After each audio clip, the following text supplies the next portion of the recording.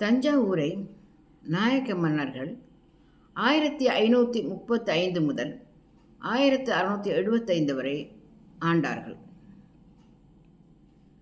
சேவப்ப நாயக்கர், அச்சுதப்ப நாயக்கர், ரகுநாத நாயக்கர் ஆகிய 3 மன்னர்களுக்கு அமைச்சராக விளங்கியவர் கோவிந்த தீட்சிதர். இவர் அமைச்சராக மட்டும் விளங்கவில்லை, நல்ல ஆலோசகராக, ஆசானாக, வழிநடத்துவராக, மன்னருக்கு நெறிப்படுத்துவராக இருந்தார்.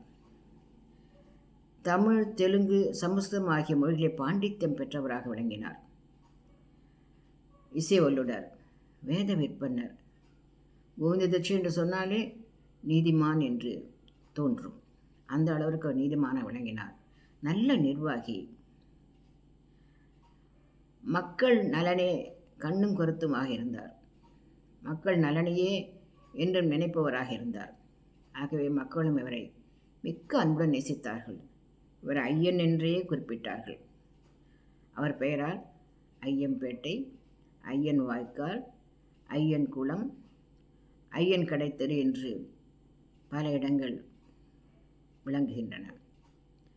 அந்த பெயர்களே அவரை மீண்டும் மீண்டும் நமக்கு நினைவுபடுத்துகின்றன. சோழ மன்னர்களுக்கு பிறகு திருக்கோயில் திருப்பணிகளிலே ஈடுபட்டவராக கோவிந்த தீட்சிதரை சொல்லலாம். பட்டீஸ்வரம் தேனுபுரீஸ்வரர் கோவில், பாபநாசம் பாலைவனநாதர் கோவில், திருநாகேஸ்வரம் நாகநாத சுவாமி கோவில், கும்பகோணம் ஆதிகும்பேஸ்வரர் கோவில் போன்ற கோவில்களுக்கெல்லாம் ஏராளமான திருப்பணிகளை செய்திருக்கின்றார். கும்பகோணத்திலே கலைநயமிக்க ராமசுவாமி கோயிலை தன் மேற்பார்வையிலே கட்டி முடித்தார். மகாமக குளம், மகாமக குளத்தை சுத்தம் செய்து படித்துறைகள் கட்டி மண்டபங்களும் கட்டி கோவிலாக உள்ளே சிவலிங்கங்களை நிறுவி அவற்றை மிகச் சிறப்பாக பணி செய்து முடித்தார். அவை இன்றும் அவர் பெயரை சொல்லிக் கொண்டிருக்கின்றன. பாபநாசம் கோவிலே ஒரு பிரம்மாண்டமான ஒரு நெல் குதிரை நிறுவினார். தொலைநோக்குடன் கூட நெல்லை சேமித்து வைத்தால் அவை தேவைப்படும் பொழுது பயன்படும் என்ற அந்த தொலைநோக்கு காரணமாக அந்த பாபநாசம் கோயிலிலே மிகப்பெரியதொரு நெல் களஞ்சியத்தை உருவாக்கினார். இன்றளவும் அது அங்கு இருக்கின்றது. மன்னர் ரகுநாத நாயக்க மன்னர் சங்கீத சுதா என்ற நூலை படைக்கும் பொழுதும் இன்றைய வீணையை உருவாக்கும் பொழுதும் உடன் கூட இருந்து அதில் பெரும் பங்கு வகித்தார். நித்திய அக்னிஹோத்ரி அவர். மக்கள் நலனுக்காக வாஜ்பேயி யாகங்கள் செய்தவர். கும்பகோணத்திலே ராஜா வேத காவிய பாடசாலை ஒன்றை 1542 நிறுவினார். அந்த பாடசாலை இன்று வரை ஏராளமான வேத விற்பனர்களை நாட்டுக்கு அழைத்து கொண்டு வருகின்றது. மிகச்சிறந்ததொரு பாடசாலையாக, நாட்டிலே குறிப்பிடத்தகுந்த பாடசாலையாக அது விளங்குகின்றது. மன்னரை ஒரு சமயங்களுக்கெல்லாம்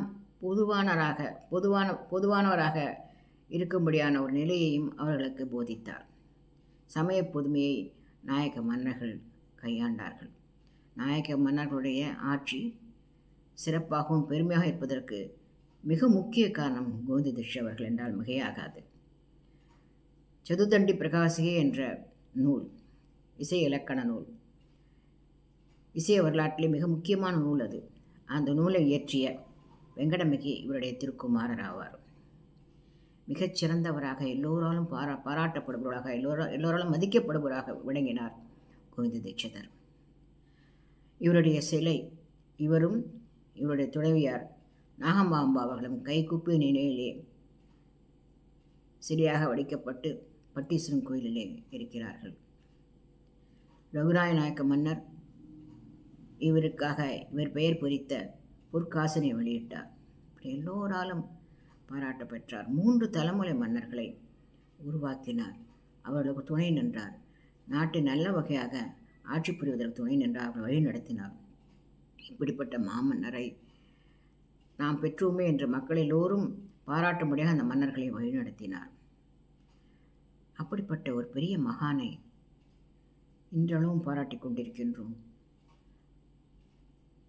அவரை பற்றி நினைக்கும் போதெல்லாம் நமக்கு ஒரு மதிப்பு மரியாதை தோன்றுகிறது.